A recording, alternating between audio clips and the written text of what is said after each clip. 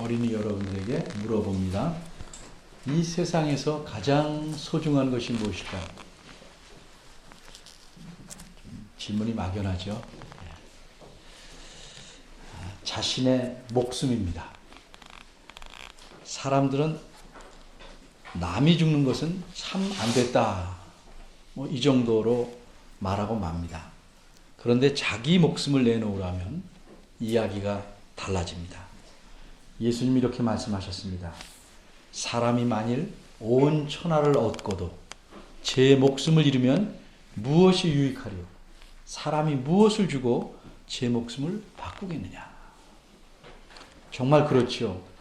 이 세상에서 참 귀한 것, 좋은 것, 비싼 것 등등 모든 것을 다 얻는다고 해도 그것을 누려야 할 자기 자신이 죽고 만다면 무슨 유익이 있겠습니까?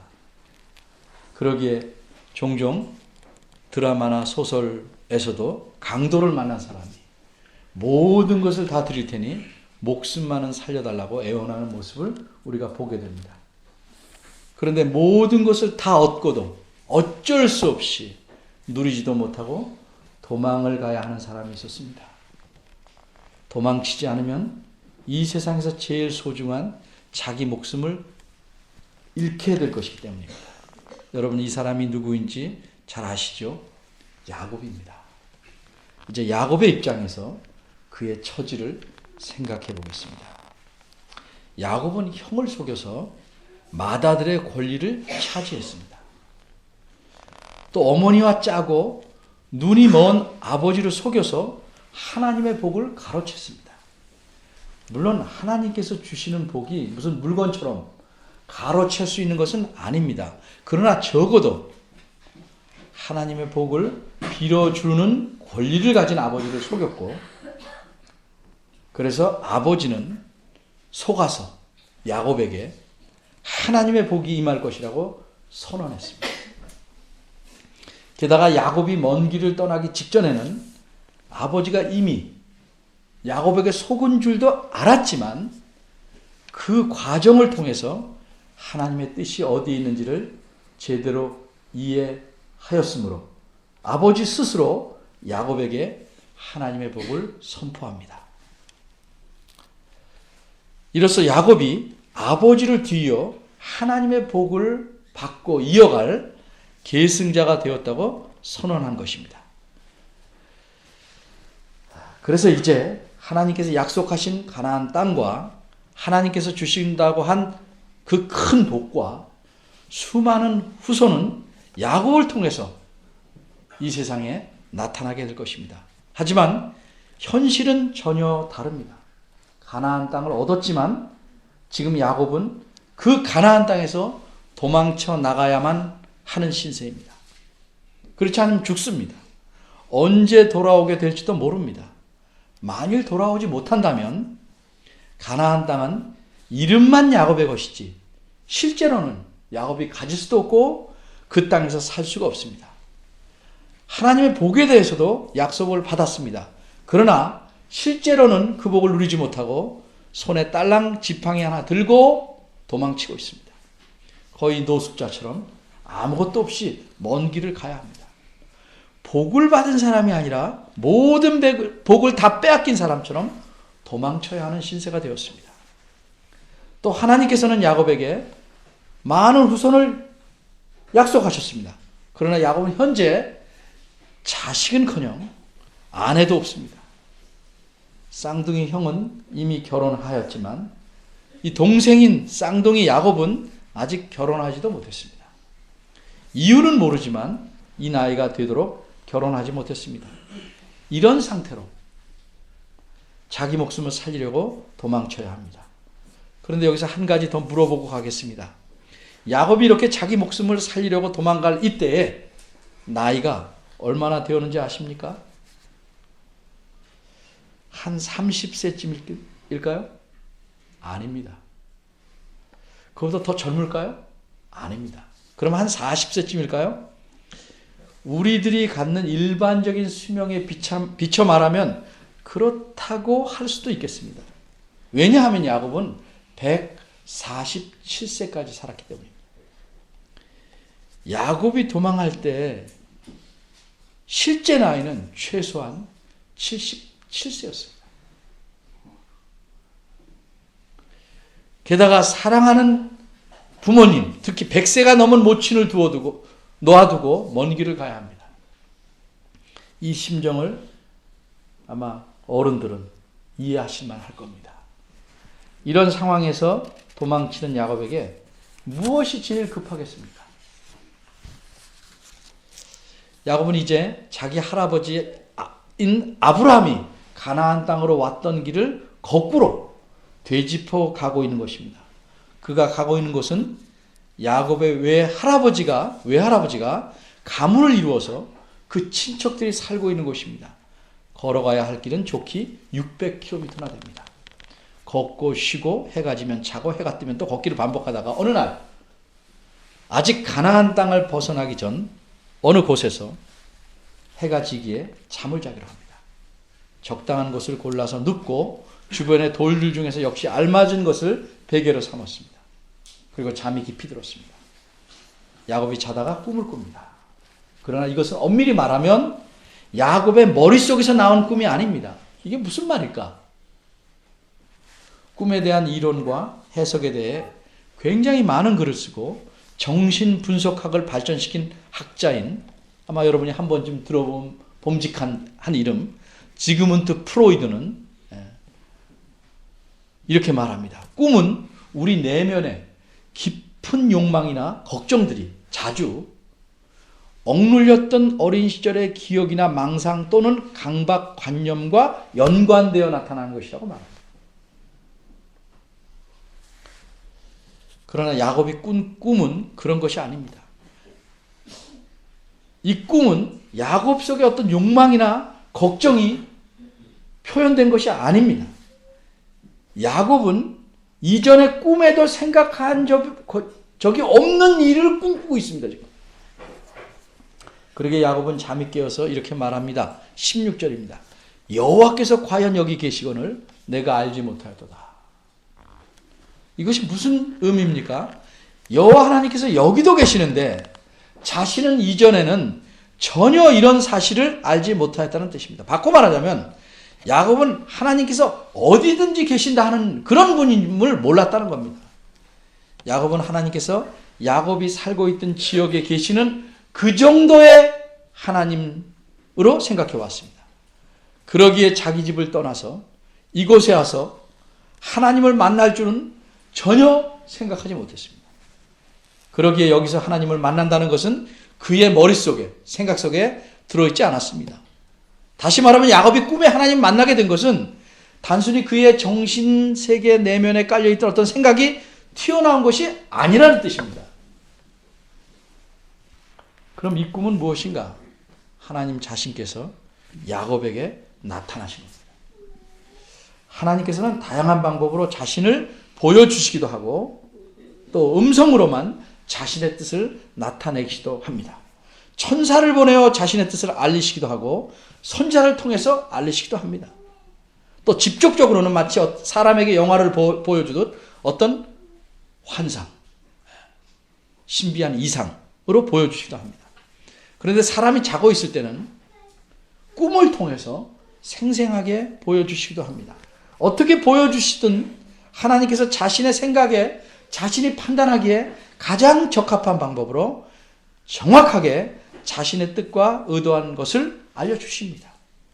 근데 이번에는 야곱에게 꿈을 통해서 그게 가장 좋은 방법으로 하나님 판단하셔서 자신이 직접 말씀하심으로써 자기의 뜻을 알려주신 것입니다.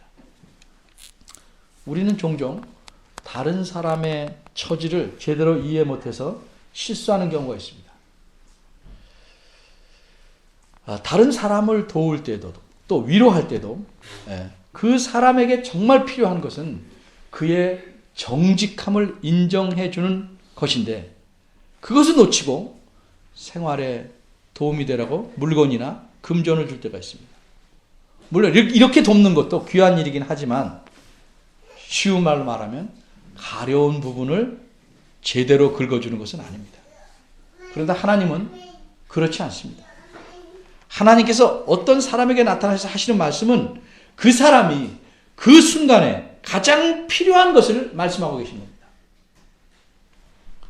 비록 우리들은 성경을 읽을 때 잘 모를 수도 있고 성경에 나오는 사람의 심정이나 처지를 정확히 모르기 때문에 제대로 생각할 수가 없어서 이해가 안 된다고 할지라도 하나님께서 행하시는 것이나 말씀하시는 것은 언제나 당사자에게 바로 그 상황에서 가장 적절하고 꼭 필요한 것입니다.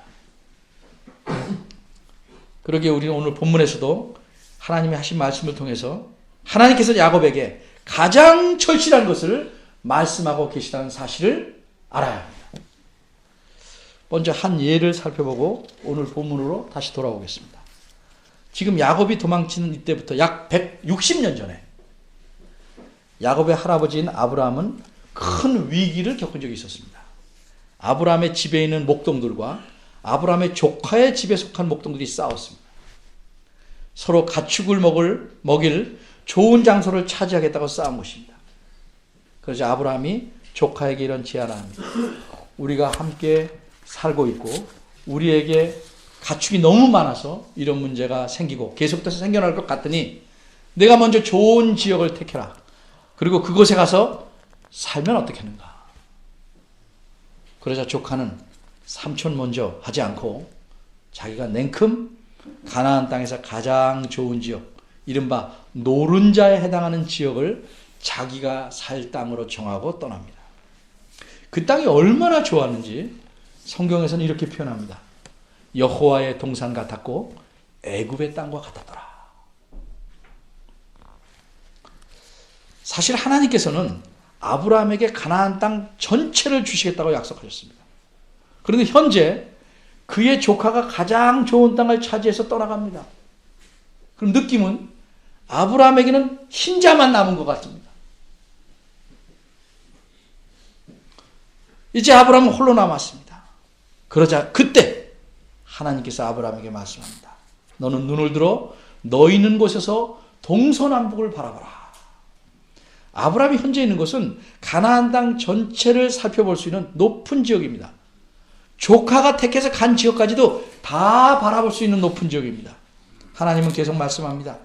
내가 지금 보는 땅, 이 보이는 땅을 내가 너와 내 자손에게 주리니 영원히 이르리라.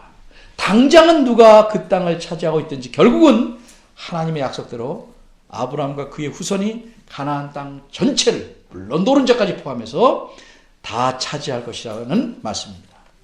게다가 하나님께서 놀라운 약속을 계속 말씀합니다.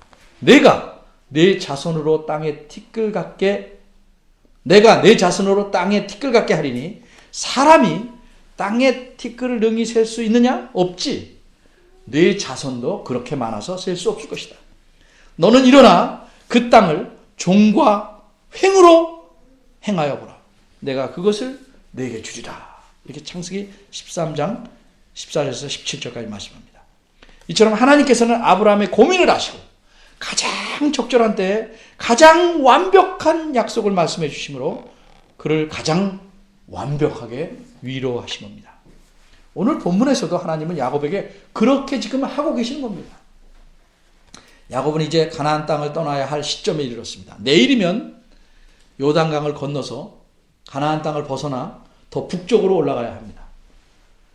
그래서 가나안 땅을 벗어나야 하는 그 마지막 날 밤에 하나님은 야곱에게 나타나셨습니다. 그리고 그에게 하늘로 통하는 사다리와 그 위에서 천사들이 오르락내리락하는 장면과 그 사다리 윗끝에 여호와께서 계시는 장면을 보여주십니다. 뿐만 아니라 하나님께서 직접 야곱에게 말씀하십니다. 13절입니다. 내가 누운 땅을 너와 내 자손에게 주겠다. 그 누운 한두 평만 말하는 게 아닙니다. 지금 누워있는 그 속한 땅, 가나안 땅 전체를 너와 내 자손에게 주겠다. 방금 전에 제가 소개한 아브라함에게 하나님께서 하신 말씀과 내용상 같습니다. 야곱은 지금 이 가나안 땅을 떠나야만 합니다. 그런데 하나님께서는 너와 내 자손에게 내가 떠나는 이 땅을 주시겠다 말씀합니다. 이 말씀은 무엇을 의미하는가? 너로 다시 돌아와서 이 땅을 차지하게 하고 너와 내 자손이 이 땅에서 살게 하겠다는 뜻입니다. 그러기에 하나님은 15절에서 다시 이렇게 말씀합니다. 너를 이끌어 이 땅으로 돌아오게 하겠다. 이렇게 분명하게 말씀합니다.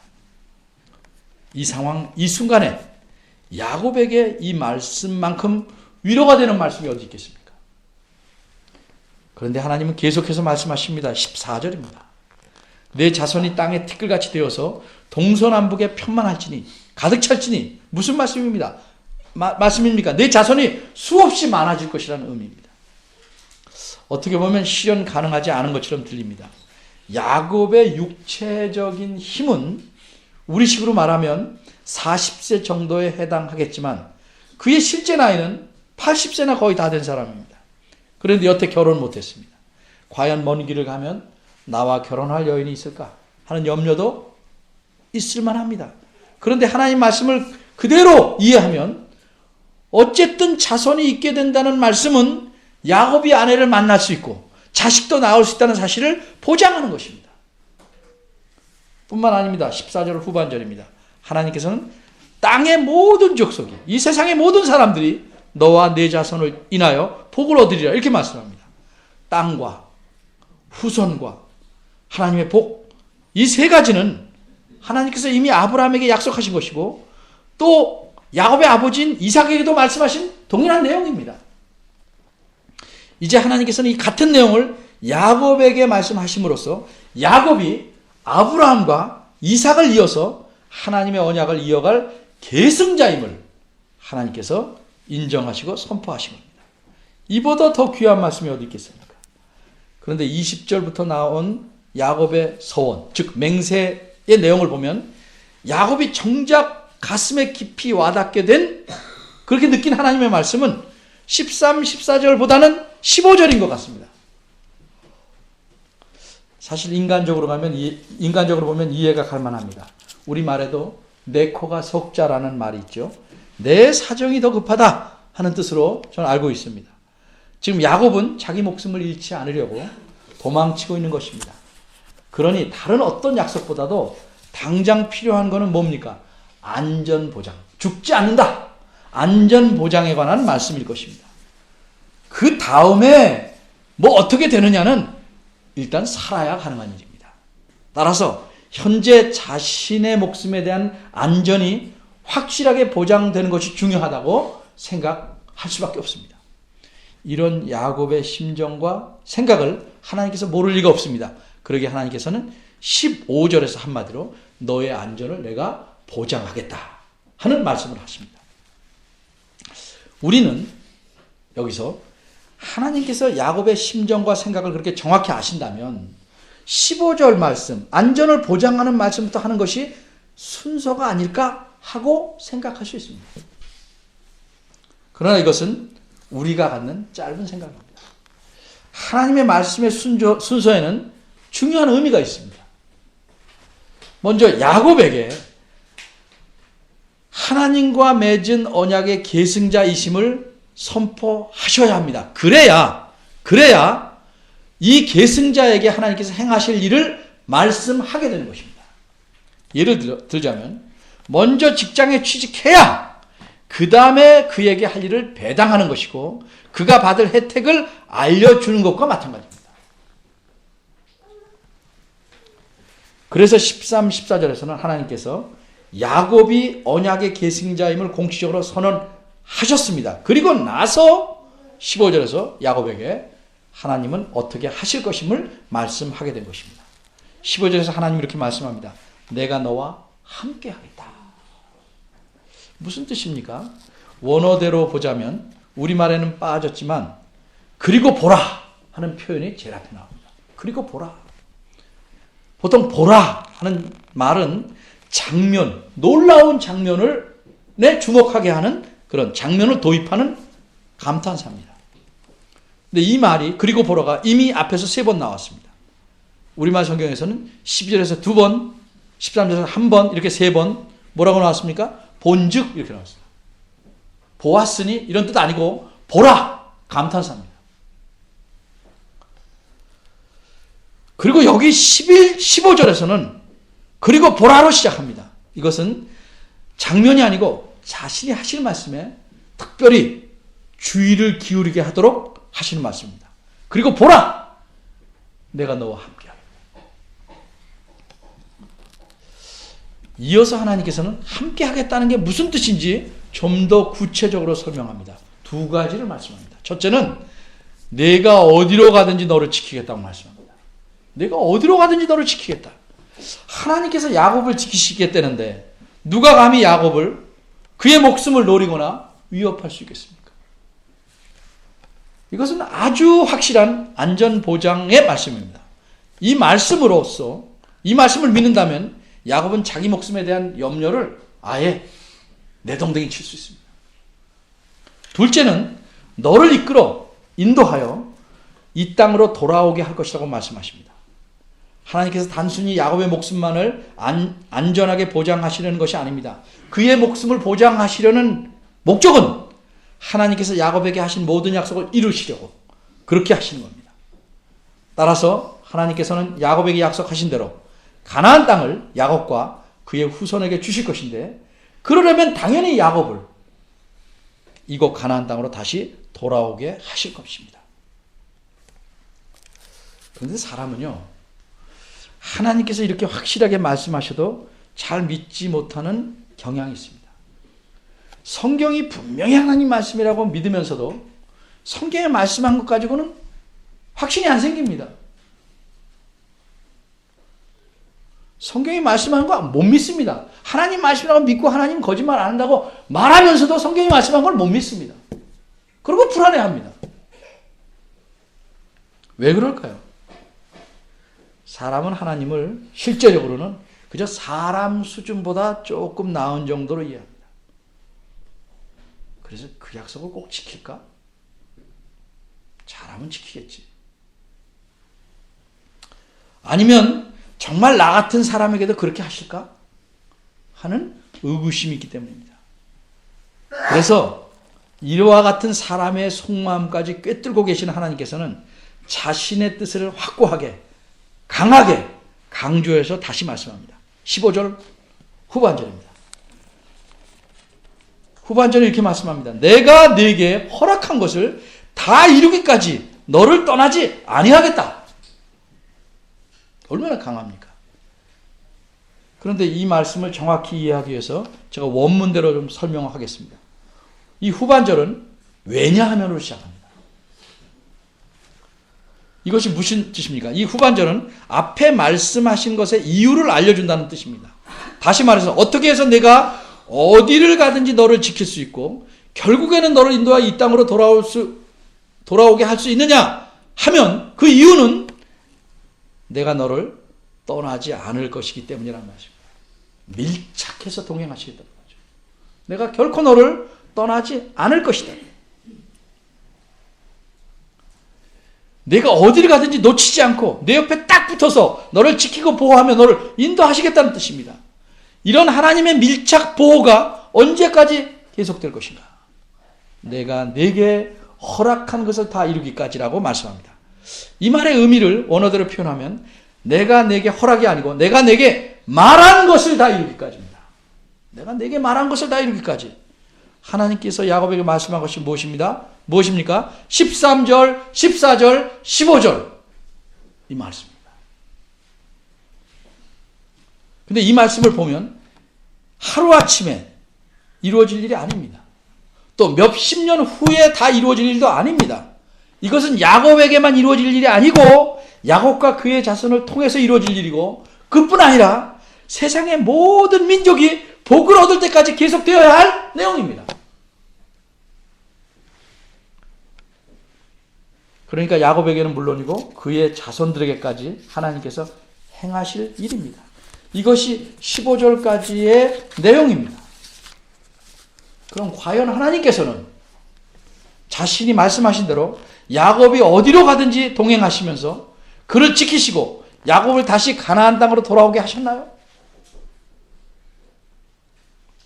과정을 다 생략하고 20년 후에 야곱은 가나안 땅으로 돌아옵니다. 야곱은 엄청난 부자가 되어서 가나안 땅으로 돌아옵니다. 그런데 외삼촌 몰래 도망치듯 돌아옵니다. 그래서 외삼촌이 야곱을 붙잡으려고 쫓아왔습니다. 동원할 수 있는 모든 사람들을 동원해서 야곱을 잡으러 왔습니다. 그래서 내일이면 야곱을 잡아서 어떻게 해볼 수가 있습니다. 근데 해칠 수가 없었습니다. 인정 때문이 아니고 내일이 되는 바로 그 전날 밤에 하나님께서 야곱을 지키시려고 외삼촌에게 무서운 경고를 하셨습니다. 그래서 야곱을 잡은 외삼촌은 이렇게 말합니다. 너를 해할 만한 능력이 내 손에 있지만 너희 아버지의 하나님이 어젯밤에 내게 말씀하시기를 너는 삼가 야곱에게 선악간에 아무 말도 하지 말라. 말도 하지 말라. 창세기 31장 29절입니다. 그래서 야곱은 자신을 도적으로 몰아세우는 이 외삼촌에게 무엇이라고 항변한 줄 아십니까? 우리 아버지의 하나님, 아브라함의 하나님, 곧 이삭에 경외하는 분이 나와 함께 계시지 아니하였다면, 이제껏 쭉 함께 계시지 않았다면 전에도 그랬고 외삼촌은 지금도 나를 빈손으로 돌려 보내셨을 것입니다. 그렇지만 하나님께서 나의 고난과 내 손의 수고를 감찰하시고 어젯밤에 외삼촌을 책망하셨습니다. 그렇게 큰 소리 칩니다. 이렇듯 하나님께서는 자신의 말씀대로 야곱과 내내 함께 하셨고 그를 지키시고 이제 그를 이끌어 가나안 땅으로 다시 돌아오게 하신 겁니다. 이로부터 약 30년 후에 야곱은 가나안 땅에서 살다가 요셉이 있는 애굽으로 내려가게 됩니다. 그런데 가나안 땅, 이 약속한 땅, 도망쳤다 다시 와서 살아있는 삶의 뿌리가 박힌 이 땅을 떠나기를 몹시 두려워합니다. 그러자 하나님께서 또 야곱에게 나타나셔서 말씀하십니다. 나는 하나님이다. 네 아비의 하나님이니 애굽으로 내려가기를 두려워 말라. 내가 거기서 너로 큰 민족을 이루게 하리라. 내가 너와 함께 애굽으로 내려가겠고 정녕 너를 인도하여 다시 이 가나안 땅으로 올라올 것이며 요셉이 그 손으로 네 눈을 감기리라. 이렇게 하나님은 계속 야곱과 함께 하셨고 함께 하시고 함께 하실 것이라고 말씀합니다. 그래도 사람은 죽습니다. 야곱이 147세 죽습니다. 그 죽은 후에 그리고 시간이 많이 지난 뒤에 그의 후손들인 이스라엘 백성에 대해서 하나님은 어떻게 하셨습니까? 시중에 한 소리 난 모르겠다, 기억하지 못하겠다 하고 모른 채 하는 사람처럼 하나님은 그러지 않습니다. 수백 년 전, 수십 년 전 말에도 하나님은 여전히 지키십니다. 역시 자신의 말씀대로 그들과 함께 하셨습니다. 어디든지 이스라엘 백성이 가시는 곳에 함께 가시고 그들을 이끌어 가나안 땅으로 들어오게 하셨습니다. 여러분이 잘 아시는 대로 이스라엘 백성이 광야를 지날 때는 낮에는 구름 기둥으로 밤에는 불기둥으로 인도하시고 그들과 함께 움직이셨습니다. 그들과 동행하셨습니다. 적들과 싸워야 할 때는 그들 앞에 나아가 적들을 다 물리치셨습니다. 광야에서는 성막을 세우게 하시고 이스라엘 백성과 함께 사셨고 가나안 땅에서는 성전을 세우도록 하셔서 그들과 함께 거하셨습니다. 이렇게 살던 이스라엘 백성이 계속적으로 크게 범죄하고 하나님께 완전히 등을 돌리자 하나님께서는 그들을 가나안 땅에서 쫓아내어 먼 나라로 포로가 되게 하십니다. 그러나 그때에도 하나님께서는 그들을 완전히 버리시지 않았습니다. 그래서 하나님께서는 그들을 다시 가나안 땅으로 돌아오게 하시겠다고 이렇게 말씀합니다. 두려워 말라. 내가 너와 함께하여 네 자손을 동방에서부터 오게 하며 서방에서부터 너를 모을 것이며 나 여호와가 말하노라. 내가 너와 함께하여 너를 구원할 것이다. 내가 너를 흩었던 그 열방은 진멸한다고 할지라도 너는 진멸하지 아니하리라. 이렇듯 하나님께서는 자신이 야곱에게 말씀하신 바대로 계속 행하시는 분입니다. 그래서 하나님은 야곱과 평생을 함께 하셨고 그 후에는 그의 후손들과 변함없이 함께 하셨습니다. 하나님은 이런 분입니다. 함께 하셨다고 하신 말씀을 변함없이 지키시는 분입니다. 그런데 이 말씀이 우리에게도 해당될까? 이 말씀이 우리에게도 여전히 유효할까? 우리가 혹시 야곱의 후손이라면 하나님께서 함께 하시던 약속이 여전히 우리에게 유효할 수 있을 것입니다. 한번 살펴봅시다. 야곱은 하나님께서 아브라함과 맺으신 언약을 이어가는 계승자입니다. 그렇게 계승자이기 때문에 하나님께서 야곱에게 함께 하시겠다고 약속한 것입니다. 바꿔 말하자면 하나님께서 야곱에게 그런 약속을 하신 것은 이미 아브라함에게 하신 약속을 지키시려고 그렇게 하신 겁니다. 이전에 하나님께서 아브라함에게 뭐라고 약속하셨습니까? 내가 너와 내 자손에게 복을 주겠고 땅의 모든 민족이 너와 네 자손을 인해 복을 얻을 것이다. 창세기 12장 1, 2, 3절에서 말씀하셨습니다. 그래서 야곱과 그의 자손이 아브라함의 자손이기에 하나님께서는 야곱은 물론 그 자손들에게도 함께 하시는 복을 주신 겁니다. 그러므로 하나님께서 함께 하신다는 이 동행의 복은 아브라함에게 자손에게 주신 겁니다. 그럼 오늘날은 누가 아브라함의 자손입니까? 더 이상 없습니까? 유대인이 아니라 더 이상 없습니까? 아닙니다. 여전히 있습니다. 갈라디아서 3장 29절에서는 분명히 말씀합니다. 너희가 그리스도께 속한 자면 곧 아브라함의 자손이요 약속대로 유업을 이을 자니라. 야곱의 자손은 모두 아브라함의 자손입니다. 따라서 이제 아브라함의 자손인 동시에 야곱의 자손은 누구냐? 예수 그리스도를 주님으로 믿는 자들입니다. 그러기에 예수님 믿는 자들 누구에게나 하나님께서 야곱에게 하신 약속이 해당되며 여전히 유효한 것입니다. 이런 사실은 예수님 자신의 말씀에서도 분명하게 드러납니다. 마태복음 28장 끝구절에서 이렇게 말씀합니다. 볼지어다 세상 끝날까지 너희와 함께 있으리라. 세상 끝날까지 함께 있겠다는 말씀은 그 당시 예수님의 제자들에게만 하신 말씀이 아니죠. 왜? 그 사람들이 세상 끝날까지 살 사람이 아니죠. 다 죽지요, 그 전에. 게다가 세상 끝날까지라고 말씀하신 것은 세상 끝날에야 하나님께서 말씀하신 땅의 모든 민족이 복을 얻는 일이 다 이루어지기 때문입니다.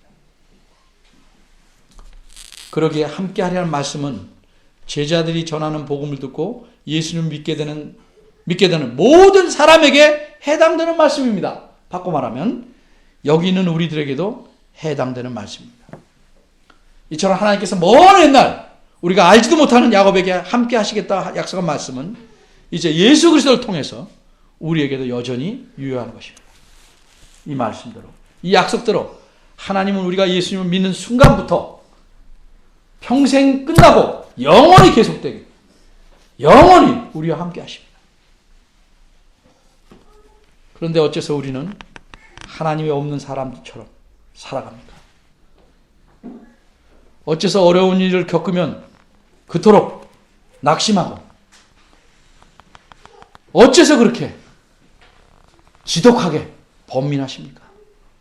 땅이 흔들리고 강물이 범람해도 하나님은 우리와 함께 계십니다. 자기의 약속을 변개치 아니하십니다. 반드시 지키십니다. 그런데 어째서 나는 혼자다 이렇게 생각하며 괴로워하십니까? 하나님은 우리와 함께 하십니다. 하나님 그저 먼 발치에서 물끄러미 우리를 바라만 보고 계신 것이 아닙니다. 우리에게 가까이 계셔서 우리가 하나님의 손을 붙잡길 바랍니다. 하나님은 우리와 동행하시며 우리와 가까이 계셔서 우리를 지키시고 보호하시고 인도하십니다. 뿐만 아니라 우리에게 꼭 필요한 순간에 가장 알맞은 말씀으로 우리를 위로하십니다. 이렇게 여러분과 저는 모두 하나님께서 친히 동행하는 사람들입니다. 내 자신이 과연 하나님과 동행한 자임을 안다면, 이 성경 말씀대로 믿는다면, 그래서 이 말씀 믿고 하나님께 기도하고 하나님 말씀에 기울이고 하나님의 손을 붙잡고 그분을 의지한다면 우리 모두의 삶은 훨씬 밝고 활기차고 당당하고 복될 것입니다. 이 세상에 어떤 슬픔과 고통의 폭풍이 몰려와도 우리 삶이 요동치지 않을 것입니다. 그런 삶을 누리는 여러분들이 모두 되시기를 바랍니다. 기도하겠습니다.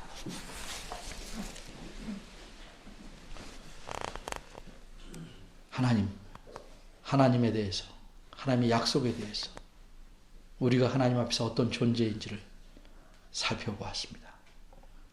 하나님의 말씀을 믿게 하시고 이 말씀대로 살 수 있도록 붙잡아 주옵소서. 하나님은 늘 우리와 함께 하시며 함께 걷고 동행하기를 원하시는데 우리 늘 피해 도망치고 돌아서며 등 돌리는 이런 답답한 일을 하지 않도록 주님 저희를 깨우쳐 주시옵소서.